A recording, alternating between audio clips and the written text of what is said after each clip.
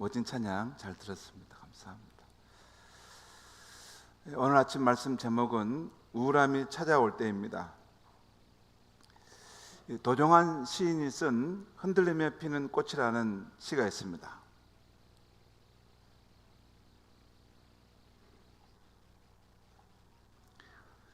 흔들리며 피는 꽃, 흔들리지 않고 피는 꽃이 어디 있으랴. 이 세상 그 어떤 아름다운 꽃들도 다 흔들리면서 피었나니, 흔들리면서 줄기를 곧게 세웠나니, 흔들리지 않고 가는 사랑이 어디 있으랴. 젖지 않고 피는 꽃이 어디 있으랴. 이 세상 그 어떤 빛나는 꽃들도 다 젖으며 피었나니, 바람과 비에 젖으며 따뜻하게 피었나니, 젖지 않고 가는 삶이 어디 있으랴. 참 우리 인생의 단면을 아름답게 시어로 표현한 시입니다. 그렇습니다. 우리 눈에 예쁘게 보이는 꽃들도 바람과 비를 맞으며 흔들리면서 자랐던 것입니다. 때로는 꽃잎이 상처를 받기도 하고 가지가 꺾이기도 했습니다. 이처럼 저마다의 아픈 세파를 겪으면서도 꽃을 피워가는 것이 인생입니다. 몇 년 전부터 장마철과 여름을 맞으면 우울감이 들고 삶의 의욕이 떨어지는 것을 느낍니다. 왜 그럴까 생각해 보는데, 저의 삶도 인생의 여름을 지나 가을로 들어서고 있다는 신호를 받는 것 같습니다. 그래도 감사하게도 성도들의 관심과 사랑 속에서 그때마다 잘 회복되었습니다. 이런 일을 겪고 나서부터 그동안 보이지 않았던 성도님들의 남모른 고통이 보이기 시작했습니다. 여러 가지 삶의 상황에서 외로움, 고독, 상실감, 불안, 두려움, 스트레스 등 심리적 고통을 겪는 성도님들이 보이기 시작했습니다.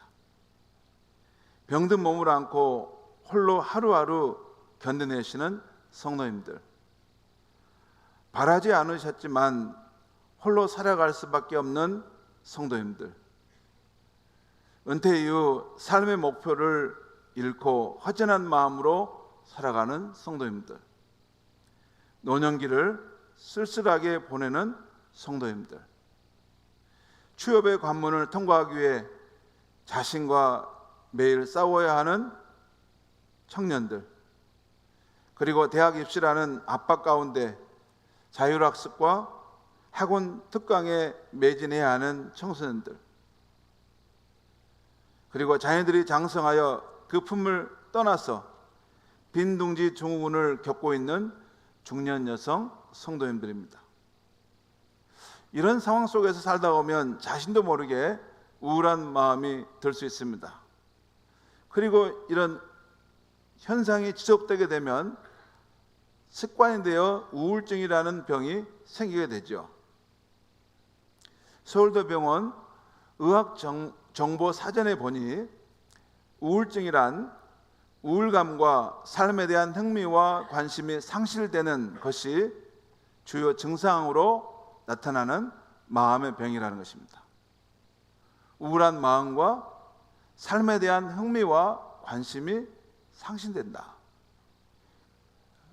뭔가 삶에 대한 열정을 가지고 그동안 열심히 목표를 향해 힘을 내서 달려왔는데, 의욕이 있었는데 이런 관심이 다 사그라진다는 것입니다. 수면 장애, 식욕 감소와 체중 저하, 불안 증상들이 동반되어 나타나면서 일상의 삶에 집중하지 못하게 하는 병이라고 정의하는 것을 보았습니다. 그리고 이 우울증 증세가 올 때 초기의 조치를 잘하면 건강하게 회복할 수 있지만, 별것 아닌 것으로 여겨 그 조치가 늦어지면 이 병이 깊어져 고생하는 경우가 많다는 것입니다. 일반적으로 사람의 마음은 튼튼합니다. 그래서 안 좋은 일 한두 개 정도는 힘들어도 견뎌낼 수 있습니다.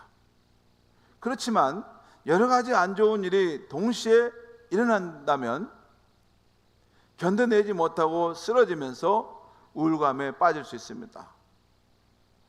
예를 들어 회사가 부도가 나기 직전인데 병원에 검사했는데 당뇨병이 내게 있다는 것입니다.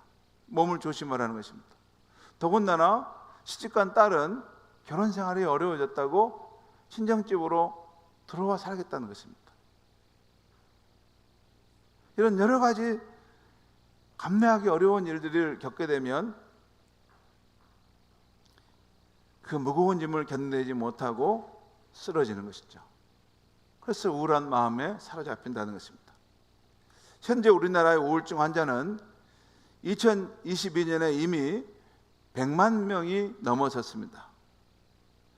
환자로 나온 통계가 100만 명이니 자기가 지금 우울증 증세가 있으면서도 이것을 알지 못하고 그냥 참고 사는 사람까지 포함하면 훨씬 더 많은 사람이 있는 것이죠. 어느 통계 자료에 의하면 성인 남성 10명 중 1명이, 여성 중에는 5명 중 1명이 우울증으로 고생을 겪는답니다. 그리고 이 우울증은 누구에게나 찾아올 수 있습니다. 우리 그리스도인들도 예외이지 않습니다. 실제 성경의 인물들도 이런 우울증 증세를 보이는 위대한 인물들도 여럿 있었습니다. 욥기에 나오는 욥이 그랬고, 또한 이스라엘 백성들을 약속의 땅으로 인도했던 모세가 그 중압감이 든 그 사명을 이루면서 한때 우울감에 빠지기도 했습니다. 다윗도 그랬습니다. 다윗 시편을 보면 그가 굉장히 깊은 우울감에 빠지는 그런 시어들이 나옵니다. 오늘 성경에 나온 엘리야도 이런 우울 증세를 가진 것을 보여줍니다. 그러나 오늘 열왕기상 19장 9절에 18절에서 하나님께서는 이 엘리야를 치료하시고 일으키셔서 새로운 사명의 길로 나아가게 하심을 볼 수 있습니다. 우리는 오늘 말씀을 통해서 하나님께서 우울증에 빠진 엘리야를 치료하신 처방을 보면서 우리에게도 우울감이 찾아올 때 어떻게 처방할까를 배우려 합니다. 먼저 엘리야 선지자는 어떤 선지자인가입니다. 엘리야는 북이스라엘의 아합 왕과 그의 왕비 이세벨을 사역했던 선지자입니다. 그 당시 이세벨은 사악한 왕비로 바알과 아세라라는 거짓 신을 이스라엘 나라에 수입해 왔고 하나님이 싫어하는 우상 숭배의 죄를 극성스럽게 짓고 있었습니다. 그래서 하나님께서 엘리야를 아합 왕에게 보내 앞으로 이스라엘에 3년 6개월 동안 기근이 있게 될 것이다, 가뭄이 있게 될 것이다 말씀했습니다. 그대로 되었고 그대로 되었습니다. 나중에는 아합 왕에게 엘리야가 제안하여 누가 참 신인가를 알아보자 하면서 바알과 아세라 신을 섬기는 제사장들을 갈멜산으로 모이게 합니다. 거기서 치열한 영적 전투를 벌였습니다. 송아지를 잡고 제단을 놓고 물을 부어놓고, 자, 누가 믿는 그 신이 참신인가 한번 알아보자. 먼저 바알과 아세라를 따르는 제사장들이 하루 종일 하지만 아무 효력이 없는 것입니다. 근데 마지막 순간에 엘리야가 일어나서 그 제단에 물을 흥건히 붓고 단 한 번 하나님 앞에, 하나님이 살아계시고 내가 하나님의 종인 것을 이곳에 나타나 주시옵소서 할 때 하늘에서 큰 불이 내려와서 그 모든 것을 살라버렸습니다. 그 결과 거짓 선지자들을 척결하게 되었고, 다시 엘리야가 간절히 기도하자 3년 6개월 동안 비 한 방울 오지 않던 그 하늘에 먹장구름이 생기기 시작하면서 억수런 비가 그 이스라엘 땅에 쏟아졌던 것입니다. 이때 큰 비가 오는데 엘리야는 아합 왕의 마차 앞에서 허리를 옷으로 묶고 기쁨으로 아합의 궁궐까지 힘차게 달려갔던 것입니다.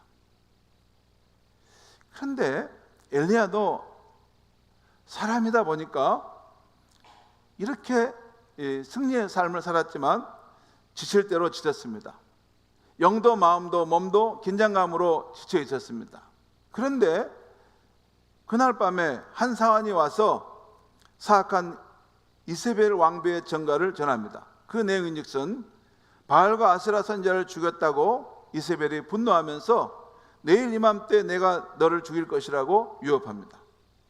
이때 엘리야는 이세벨의 협박에 충격을 받고 정신적으로 무너져 버리고 맙니다.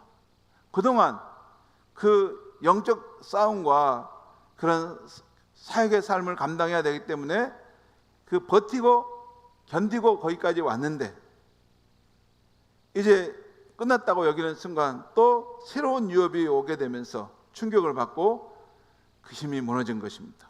그는 불안과 두려움 가운데 밤에 도주합니다. 유대 광야로 들어가 노뎀나무 아래 쓰러져서 하나님께 하소연합니다. 하나님, 너무 힘듭니다. 나 이제 살 만큼 살았으니 내 생명을 거둬가 주십시오. 제발 내 생명을 거둬가 주십시오. 불평합니다.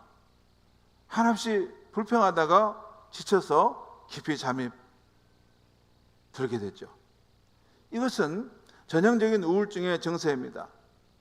그런데 이때 하나님께 천사를 보내 지친 그를 어루만지시고 또 먹이시고 쉬게 하십니다. 그런 후에 일어나 40주야를 걸어서 호렙산의 한 동굴에 이르게 하십니다. 하나님이 엘리야를 하여금 걷고 운동하게 하신 것이죠.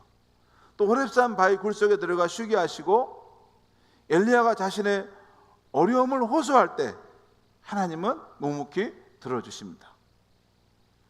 열왕기상 19장 10절 말씀입니다. 제가 읽겠습니다. 그가 대답하되, 엘리야가 대답하되라는 것입니다. 내가 만군의 하나님 여호와께 열심히 유별하오니 이는 이스라엘 자손이 주의 언약을 버리고 주의 제단을 헐며 칼로 주의 선지자들을 죽였음이오며 오직 나만 남았거늘 그들이 내 생명을 찾아 빼앗으려 하나이다. 지금 하나님께 불평하는 것이죠. 하나님 지금까지 뭐하고 있습니까? 당신의 선지자들이 이런 핍박을 받고 다 죽고 이제 나만 남았는데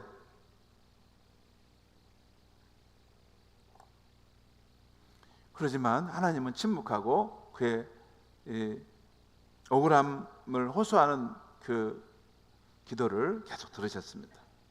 그런 후에 하나님께서는 엘리야에게 나와서 동굴 앞에 서라 하신 후 성령을 체험케 하십니다. 곧 하나님의 세미한 음성을 듣게 하십니다. 그리고 새로운 사명을 주시죠. 그런 다음 엘리야에게 하나님은 밝은 실상을 깨닫게 하십니다. 그 당시 엘리야는 다른 선지자들은 다 죽고 자기만 남았다고 불평했는데 오늘 열왕기상 19장 18절에서 하나님은 이렇게 말씀해 주십니다. 그러나 내가 이스라엘 가운데 7,000명을 남기리니 다 바알에게 무릎을 꿇지 아니하고 다 바알에게 입맞추지 아니한 자니라. 하나님은 엘리야에게 엘리야야 너 혼자 있지 않단다.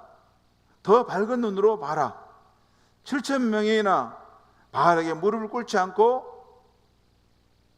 서 있는 나를 섬기는 자들도 있다는 것입니다.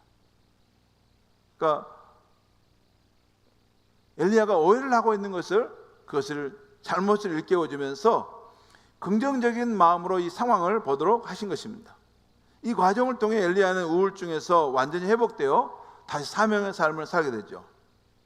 성도 여러분, 우리는 오늘 하나님께서 우울감에 빠진 엘리야를 회복해 가시는 처방을 보면서 우리의 경우 우울함이 찾아올 때 어떻게 해야 하는가를 배우게 됩니다. 우리의 삶에 우울함이 찾아올 때 어떻게 해야 합니까? 첫째는 여러분, 우울증이라는 것은 과도한 스트레스로 오는 병입니다. 내가 짊어질 수 있는 짐은 괜찮지만 내가 도저히 짊어질 수 없는 짐을 짊어지게 되면 우리는 감당하지 못하고 쓰러지게 됩니다. 그러므로 우울증에 걸리지 않으려면 과도한 스트레스를 피해야 합니다. 내게 너무 일이 많아 정신적으로 스트레스가 느껴지고 육체적으로 피곤해졌다면 우울증이 오기 전에 적당한 휴식을 갖고 운동을 해줘야 합니다. 때를 따라 쉬는 것이 얼마나 중요한지 모릅니다. 그래서 하나님께서 우리가 6일 동안 일하고 7일째는 하나님을 섬기고 주님께 예배하고 쉬라고 하신 것입니다. 사람이란 하나님의 창조물인데 원래 만들 때 6일만 일하고 7일째는 쉬어야 그 몸이 돌아가게 만들어 놓은 것입니다. 그것이 우리 인간의 몸의 생체 리듬이에요. 그래서 한 주간 열심히 일했으면 쉬면서 하나님께 예배하는 것이고, 또 좋은 사람들과 만나 맛있는 음식을 먹는 것이 건강에 좋은 것입니다. 그리고 육체적인 운동은 정신적인 우울증을 피하는 데 많은 도움이 됩니다. 우울한 마음이 찾아오면 답답한 방에 들어앉아 있기만 하면 안 됩니다. 오늘 우울감에 빠진 엘리야에게 주신 하나님의 처방은 운동을 시키는 것이었습니다. 하나님께서는 엘리야에게 구운 떡을 먹이시고 물을 마시게 한 후에 40주 40야를, 그러니까 40일 동안을 걸어서 호렙산에 이르게 하셨다는 거예요. 운동하게 하셨다는 것입니다. 여러분, 사람이 걷는 것과 뛰는 것이 대단히 중요합니다. 우울증을 치료하려면 육체적인 노동을 하거나 많이 걸어야 합니다. 이것은 아주 일반적인 의사들이 내리는 처방 중에 하나입니다. 혹 우울하고 침울했거든 여러분이 있는 그 자리에서 앉아있지 말고 그 자리에서 일어나 걸으셔야 합니다. 보관산에 올라가든지 와원해변 둘레길을 걷든지, 그렇지 않으면 오천 그린 광장이나 동천 찾아가 뛰면서 가는 것입니다. 이렇게 적당한 휴식을 갖고 육체적인 운동을 해야 우리 마음에 쌓인 우울한 마음 것들이 사라지는 것입니다.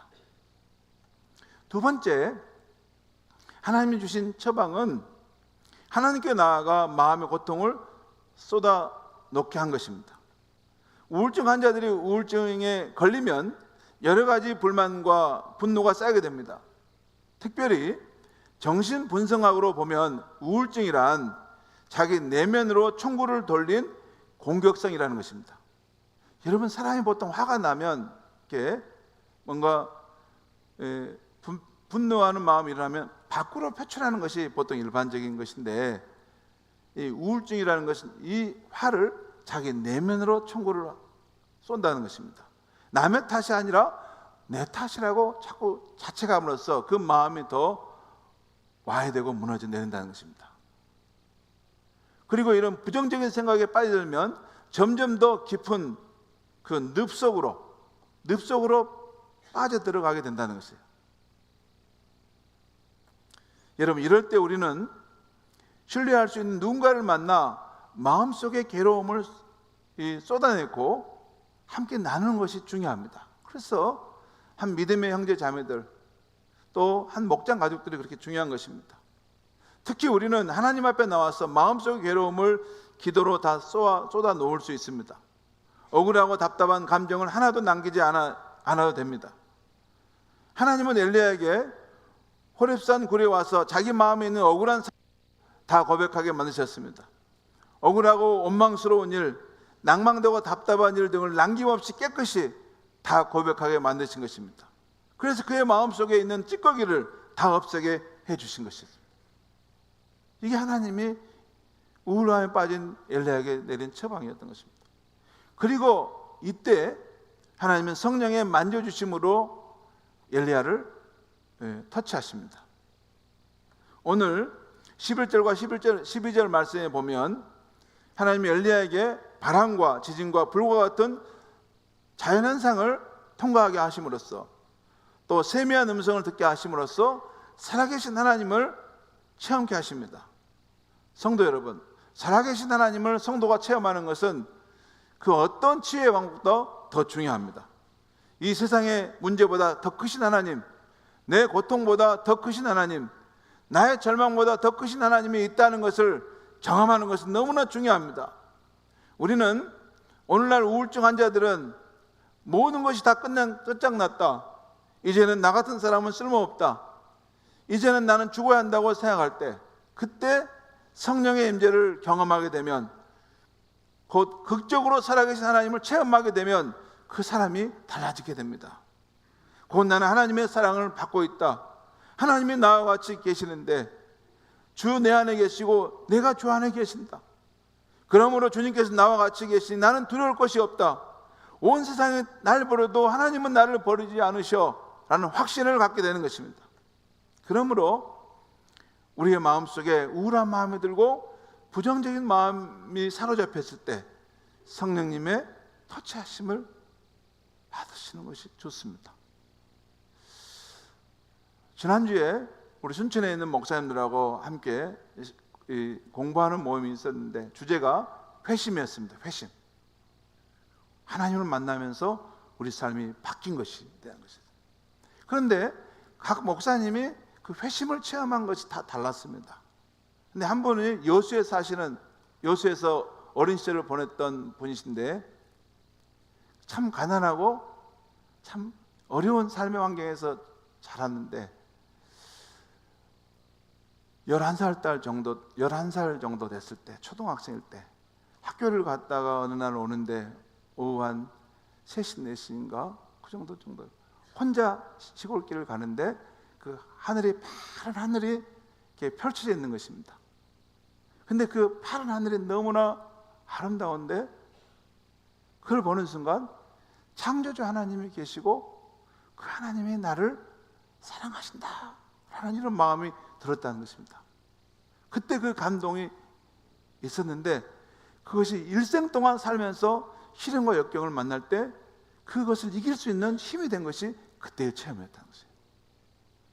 여러분, 우리 교회도 한 번은 우리 그 상담 심리학의 대가인 우리 정택이 목사님이 그 하나님을 만난 체험을 말하는데 그가 대학을 떨어지고 재수하면서 자기 고향 신안 앞바다 그곳에 가서 이제 사는데 공부를 하다가 한 번씩 그 바닷가에 나가서 그 길을 그 산책을 하고 그랬답니다.